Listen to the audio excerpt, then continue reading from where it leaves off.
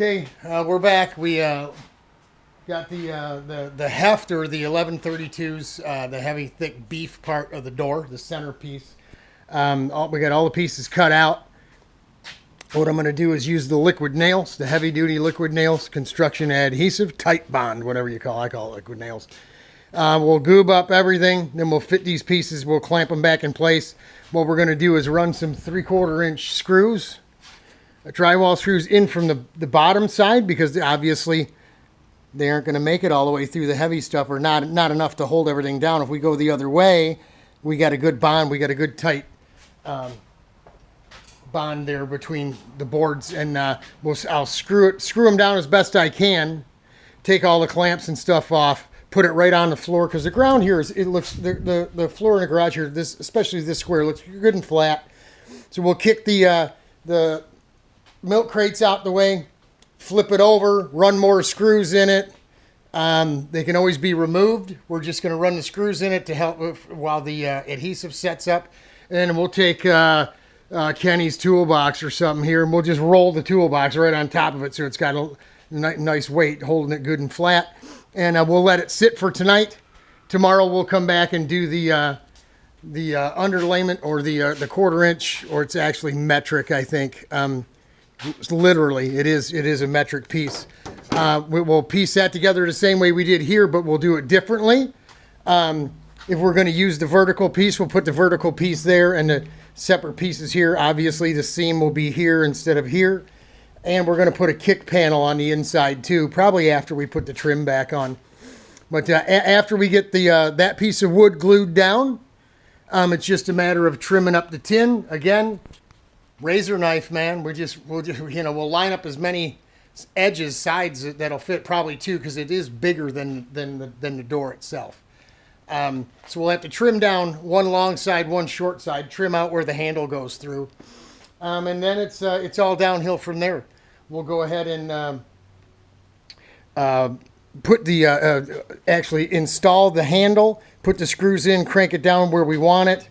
We'll go ahead and put the 3 pieces of trim on, and then we'll fit the last piece by putting the hole in for the striker right through there. We'll get it all fit up, and then we fill it with silicone, and silicone it on, screw it down through the holes that are already here. We've already got all these screws from doing the rear doors of the trailer. We're going to actually use more than 3 screws here. They only use 3. We're going to use a heck of a lot more than that. Just screw it all down, and we'll probably even maybe buff those up a little bit, clean them up a little bit, and get them looking nice.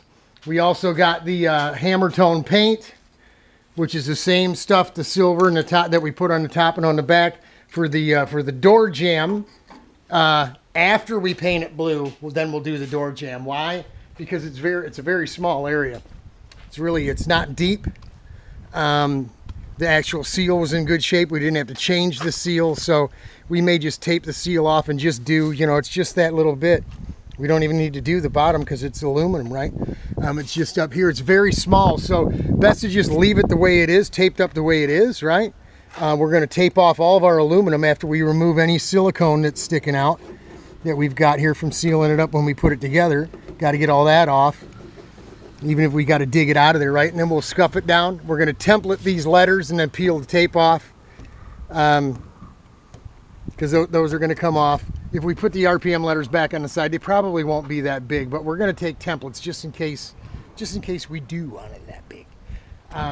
Orange on that dark blue is really gonna pop, man, especially with a nice 1-inch white tape trimmed edge around the letters. Nice. Yeah, and we'll put it on the outside. We'll do it with probably do it with vinyl. So if we want to change it, or we sell a trailer, they can just peel it off. It's not underneath a bunch of clear coat, what have you. But that's it for now. We'll go ahead and do this up. And kind of, it's late in the day already. I really didn't get a full day in over here. I was messing around, screwing around. As you saw, if you looked, those Yes Welder videos were actually for the service department. They wanted me to send video, and the only way I could do it, I couldn't send them in a file because they're too big. Couldn't email them.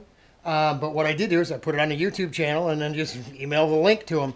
They looked at the videos. They sent me back a message. So, well, you want me to pop the tin off and check a couple things that are, make sure they're completely plugged in. And if that's not the problem, then they said they would replace it with a brand new one or refund our money, whichever we want to do. So I want to get over there and get that straightened out so we can send them an email and get that ball rolling as well. Tell you the truth, I don't even want to. I'm not an electrician. I don't want to get inside of it. If it's just a matter of something may have popped loose, because it did work when we first got it. The aluminum AC did work. I don't know if it'll run DC now or not. We never did bother to check. All we know is the AC, it won't fire up. So I'd rather just send it back. Just tell them, nope, it doesn't work. Didn't work. You know, here you go, send me a new one. And but me being the Christian fellow I am, I can't lie to them. So I guess we're going to take a look and see if it isn't just a matter of something came unplugged or was loose in there or something. But it doesn't look like it's too tough to do. It's just going to take time. So that's what's up for today. Tomorrow, like I said, we'll get over and get the underlayment on. We'll get the trim glued on, or the skin glued on, handle in. We'll work on getting the trim. So the door should be done tomorrow. We're not going to hang it until after we're done painting. And we also have to clean up the hinges, which for the amount of years they've been on this trailer, this is OEM stuff. You can still see a whole bunch of galvanizing on that one. Still a whole bunch of that left. That's in really, really good shape for something that's been sitting outside for 25 years. This one here's got a little rust on it, but this was the bottom one, the one that's closer to the road and the salt, right? So a little grunkus there. We'll wire wheel and clean them all up and spray some primer on them, and we'll spray either some silver paint or some hammer tone on there. I like the hammer tone. This would actually look really, really good with clear coat on it. I kind of liked it because it was that semi-flat, whatever, 30%, 20% gloss. It's got a little shine to it, but not much. And I kind of like it because it hides the dirt and it hides the sin underneath, the pebble marks from the rust, you know, what have you. It hides all the work that's been done underneath there. So I kind of like it. Maybe we'll do that. I don't know. But that's it for today. Godspeed, God bless. I am praying for you. It will get better. Trust me. Jesus is coming. That's a good thing. It will get better. Finishing up the door tomorrow. We'll bring you back then. Hang in there, folks.